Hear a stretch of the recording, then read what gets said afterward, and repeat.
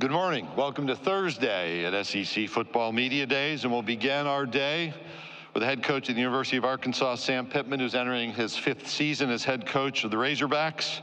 Sam played defensive end at Pittsburgh State, where he was an NAIA All-American and twice earned all-conference recognition. Earned his bachelor's degree at Pittsburgh State, and he was inducted into the Pittsburgh State Athletics Hall of Fame in 1998. He won a shot put state title as a high school student back at Grove High School. Among his many talents, he is able to play the piano and guitar, something that he was required to do by his parents. He and his siblings learned how to play an instrument. He also played the tuba in high school. He has a new puppy named Latte who's chewing things up. Welcome to the stage, University of Arkansas head football coach Sam Pittman.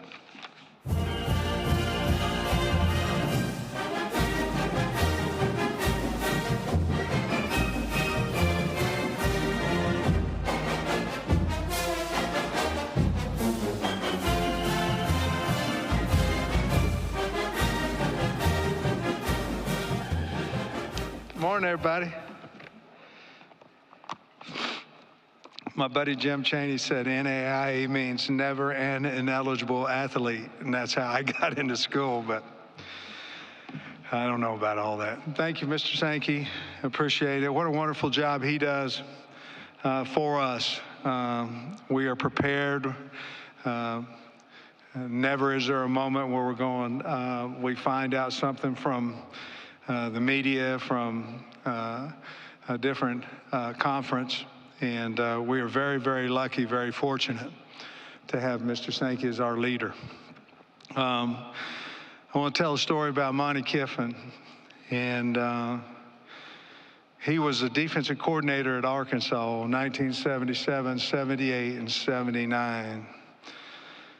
Lou Holtz was the head coach in those 3 years.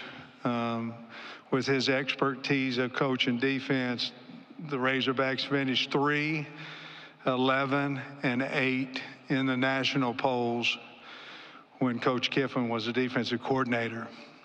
1978, the Grove Ridge Runners played the Miami War Dogs. Coach Kiffin came over to the game. Now, I always knew I wanted to be a coach. And Coach Kiffin came over to the game, and he was there to see Todd Berry. Todd Berry was the #1 ranked quarterback in the state of Oklahoma. He was not there to see any of the Grove Ridge Runners. We lost the game late, 21-16, and Charlie Cooper, our head football coach there at Grove, Coach Kiffin came in and asked could he talk to the team. And he came in and he said some unbelievable things about our toughness and our fight and our grit. And I remember, you know, the impact that his speech that it made on me. And I thought, you know, as I become a coach, how we can change lives and how we can be meaningful to young athletes, young people. By the way that Coach Kiffin talked to us that day. I'll never forget that as long as I live. The other thing I want to say is about Coach Saban. When Coach Saban had interest in me, it changed Jamie and I's life. It changed our life financially. It changed our life in myself having confidence in my ability. And then whenever I went to the head coaches meeting, it goes in alphabetical order, and I sat right next to Coach Saban, and I'm not saying he took me under his wing, but I was nervous sitting next to him. I'm sure I asked him more questions than what he might wanted to answer, but he answered every one of them. And I think there's a reason why I went and worked for Kirby at Georgia. I think it had a lot to do with Coach Saban. Derek Dooley started that at Tennessee. But Coach Saban's the GOAT, and he is someone that our league is going to miss dearly, and I just wanted to talk about that. I want to thank Hunter Yurachek. You know, we work with a great group of people at Arkansas. And, you know, Mike and Bucky and Dave and Cal and Shauna and Jordan and Courtney. just wonderful people to work with. Chris Johnson just won the national championship in women's track, and just a great group of people. And it's really about what the state of Arkansas is all about. And we brought Taylon Green, Andrew Armstrong, and Landon Jackson here. All three of those guys have Texas ties. Taylon Green, obviously, is our quarterback, transferred in January. Bobby Petrino went out and handpicked him.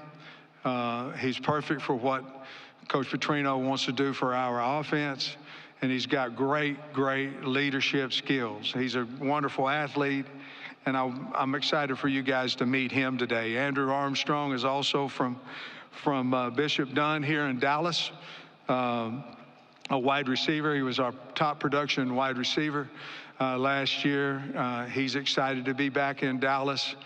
You'll enjoy him as well. Landon Jackson led our team in sacks, led our team in tackles for losses last year. He was also a captain for us last year.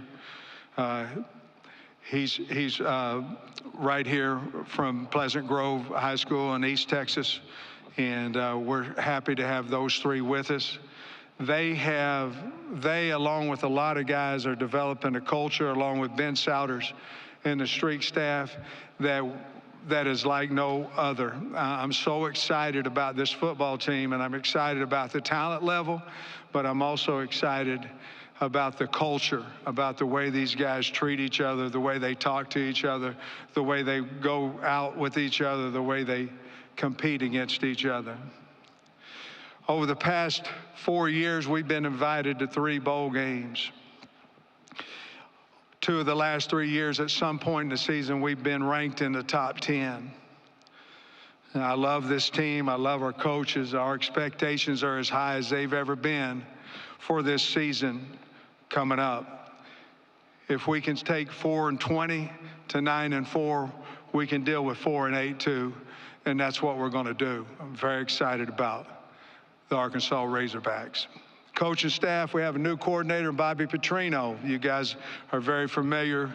If you're familiar with football, you're familiar with Bobby Petrino.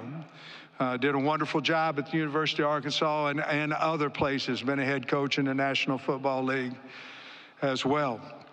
Bobby's been a great resource for me.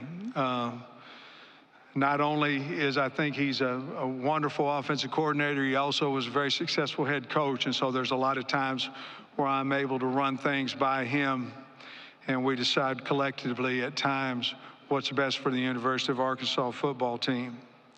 Ronnie Fouch, our new wide receiver coach, come in from Missouri State, has done a wonderful job. Colby Smith was with the Miami Dolphins. He's our new running back coach. And Eric Mateus is our new offensive line coach. Eric Mateus has done a wonderful job with our offensive line, and very excited about that group. Special teams wise, we return our 2 snappers in Stein and No. We have a kicker battle going on between Shipley, Ramsey, and Vito. Our punter will be Devin Bell, returning from last year. Sategna, we're very excited about him as a returner. On offense, we have a lot to improve on.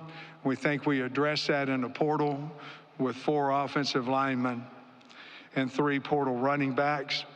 Obviously went out and got a quarterback as well. Our wide receiver group is returning. But I think the most improved part of our football team this spring was our offensive line. I'm excited about that group. Defensively, we were much improved a year ago. Fewest yards allowed since 2010, best pass defense since 2014, and led the nation in defensive touchdowns with 5. We have to finish the season. We did not do that well. We've got to figure out how to win the close games, and we lost 5 games by a touchdown or less. We've got to figure that out.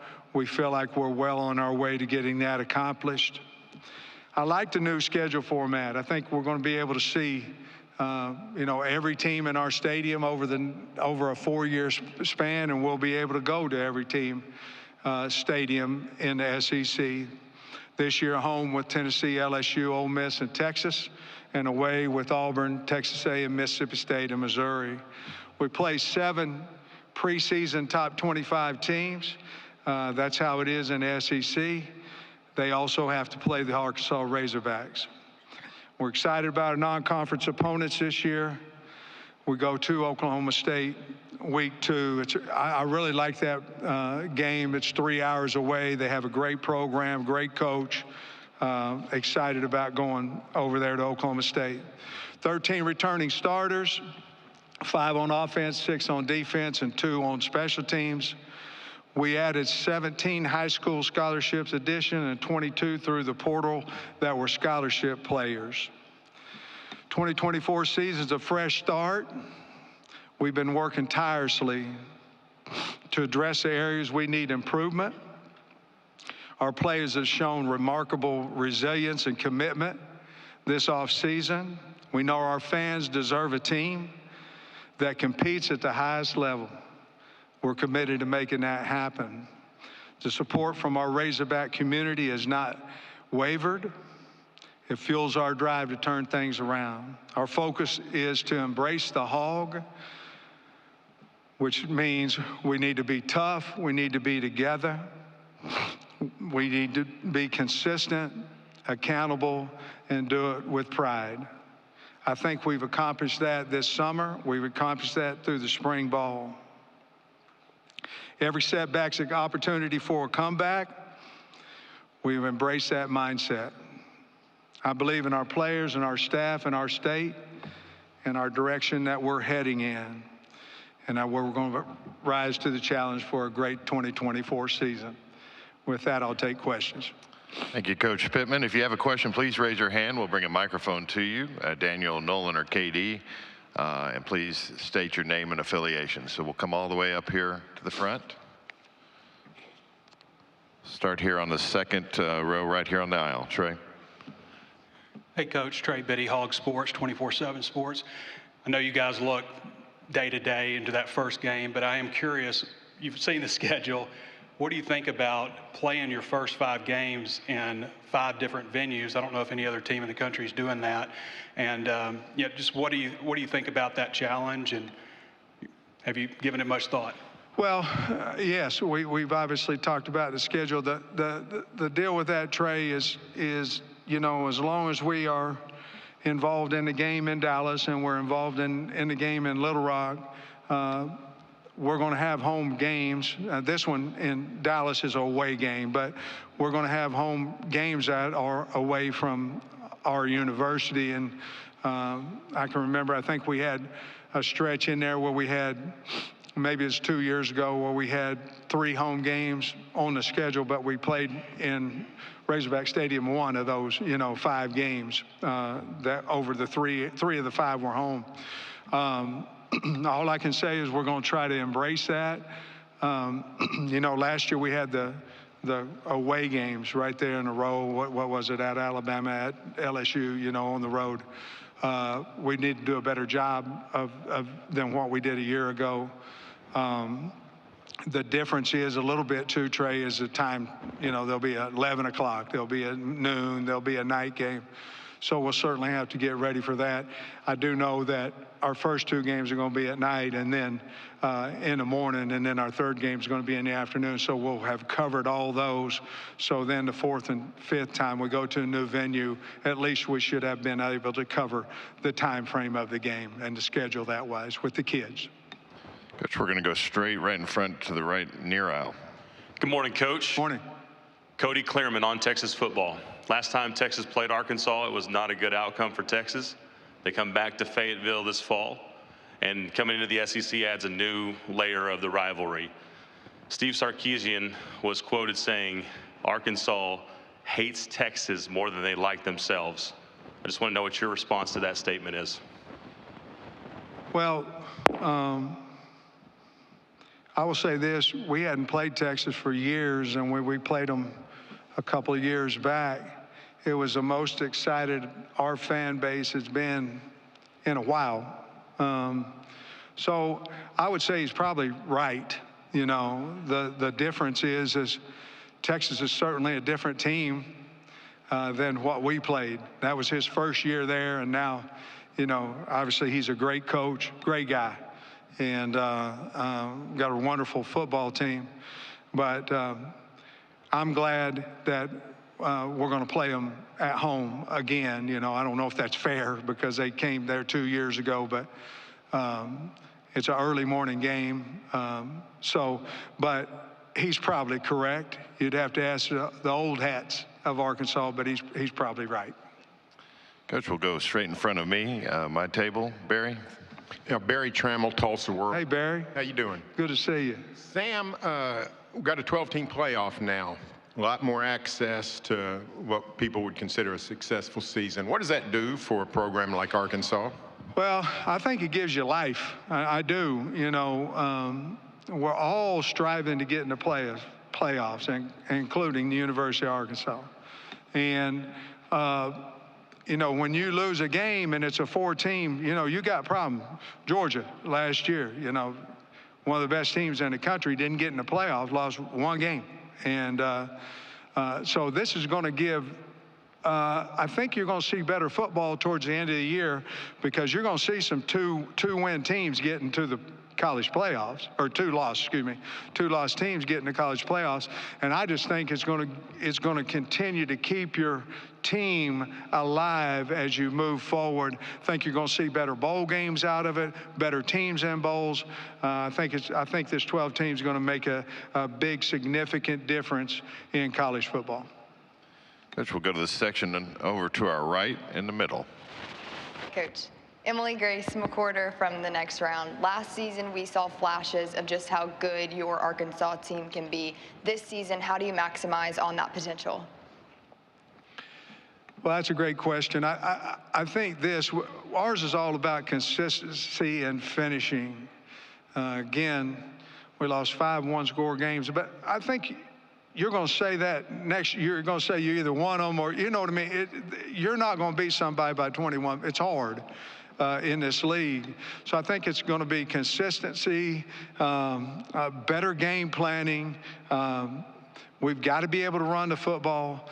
But I think we can capitalize on that. I really like this team. I really do. And I'm not trying to win media days. You guys know me. I'm just going to tell you how I feel. And I really like this team. And I think with the culture and the tightness of the team, I think you can win those games a little bit easier than if it's the other way.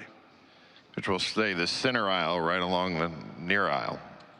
Coach Pittman, Drew DeArmond, WZZN Radio, Huntsville, Alabama. When you were hired by Arkansas, you were considered the best offensive line coach in college football. After you self-scouted and hired Eric Mateos, did you put a finger on what caused the struggles along the offensive line last year? And how did you guys game plan to attack the portal and improve that area of the football team? Yeah, fair. Very fair. Talent-wise, we had to do better recruiting. And you talked about my O-line background. Well, we've got to get better there. We wanted to attack. We had to go out and get 2 tackles. We have a player in Kudus that I really like. He lost his confidence out there. He was the best we had, but he lost his confidence out there. We move him inside. He's a heck of a player. He's one of the strongest guys on the team. Junior Carmona, Blackstock, and Nichols, those 3 guys, they're a little bit like Taylon Green in that his leadership is incredible, but they are too. And when you have guys that don't just want to play on the O-line, but they want to lead, and they want to say, hey, look, bro, we got to go. We got to go. We got to go. We got to go. We got to do this. We extra here. When you have those guys in there, which we have, leading like that, I think that you can get a lot better. Eric Mateos is different because he doesn't only, hey, you need to talk to him. You need to talk to him. It's not necessarily about the play that he messed up. It's about, hey, what's going on at home? There's different roots to the problem. It may not be just between the ears. It may be life. It may be home. It may be girlfriend. And that's why I found Eric is just great at that, because the kids know he loves them and he thinks about them and he cares about them, and therefore they're going to play harder. I hope that was a trait that I had when I coached offensive line. I don't know if I did or not, but I hope that I had the trait that Eric has, because he can make kids play harder and better by the way that he talks to them and the way he treats them. Coach, we'll go in this section in front of me, midway back. Kirk.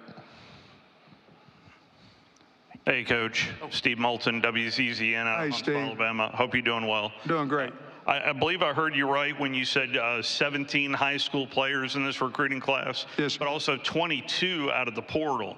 So I was wondering the just evaluation of the portal and who you consult with to just, it feels like that was, I wasn't expecting a larger number out of the portal rather than high school.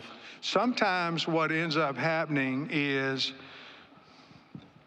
you're going high school. So our goal every year is try to get to 20. Okay, we did not, but we want to try to get to 20 out of high school.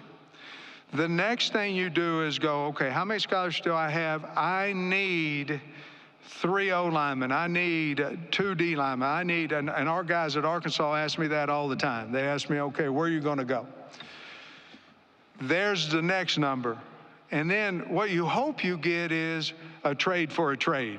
In other words, you hope that if it's April and you get to, you'd be fine if you don't need anybody else. You'd be fine. Somebody goes in the portal, you trade that position for that position.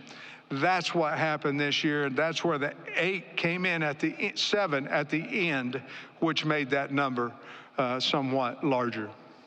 And we'll stay in that same section, about 4 rows. Hey, Sam. Kirk Bowles from the Houston Chronicle. Kirk. We'll talk to you about the college football playoff a minute. 17 games for the 2 final teams. Yeah. Do you think conferences should get rid of the championship games to take 1 game off the schedule? And also, would you like to see the teams that host games adopt the NFL model and just keep hosting until the final championship game? Well, I'd like to get to the damn SEC championship game. Is what I'd like to do. I'll say this. The game has hurt the league in the past. I don't think it, and I don't know if that's fair. I don't know if Mr. Sankey would agree with me, but, I remember when I was at Georgia, it hurt us. And then obviously this last year, it hurt Georgia. It's not going to now. Obviously. Will there be some communication about that? Probably. But don't you want to see who the conference championship, who's the winner, Personally, I'd hate to see that game go. I know 17 is a long season, but I do think this. I think whoever's the top seed has an opportunity to host. I think that would be, they've earned it throughout the year. I think that would be the best way to do that. Coach, we'll go in the center section. Right. Until you get to the bowl situation, and then we cannot cut any of the bowls out, none. Those are a way to get better and get your younger kids practicing. So, and I'm talking about, I don't mean Orange, Rose, and all that. I mean Liberty, Mayo. We need to continue to keep those. Okay, we'll go straight down the middle aisle. Sam, Carter Yates with Dave Campbell's Texas Football. You brought 3 guys who played Texas high school football here today. There are now 2 universities from Texas in your conference. How is that going to affect recruiting for y'all? Well, we try to put a 6-hour radius around Fayetteville, and so obviously Dallas is in that radius, and of course we jump on down to Houston a little bit, about 8. But Texas, there's so many kids down here that can play. If you look at our state, we just don't have a populated state. So, we may have anywhere from 6 to 8 kids that can play football in the SEC, at least in our opinion. That doesn't make us right, but at least in our opinion. And you may, you come into Dallas and you'll get, what do you think, 50? probably SEC players at least, just in this area. So the more we can get on the team, obviously, the more familiar, the more stories we can have, the better off we'll be and the better we can do here, Dallas East.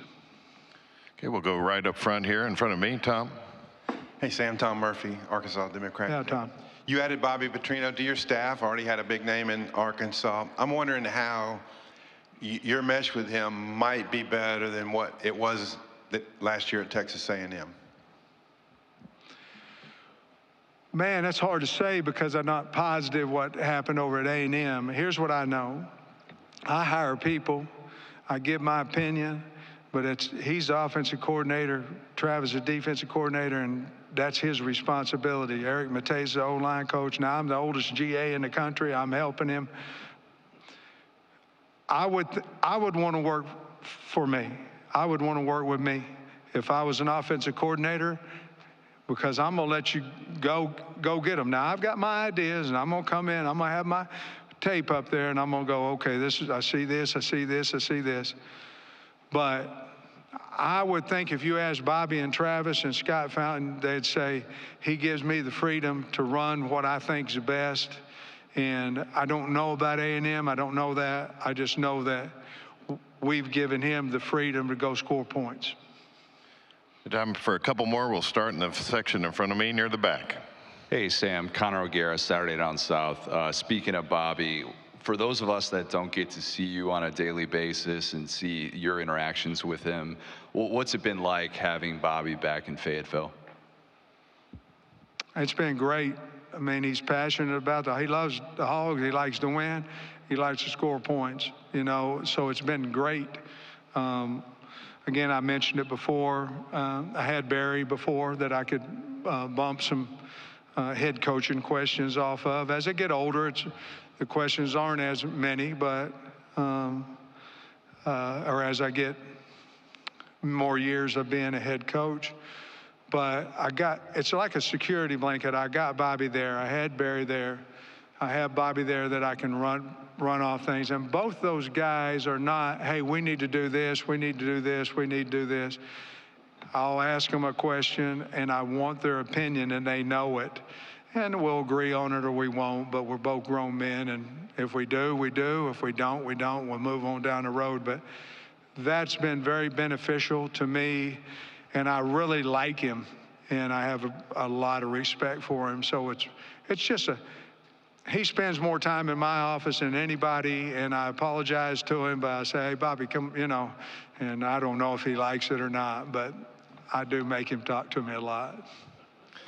Okay, we'll take one final question right in front here on the near aisle, third row. Colin.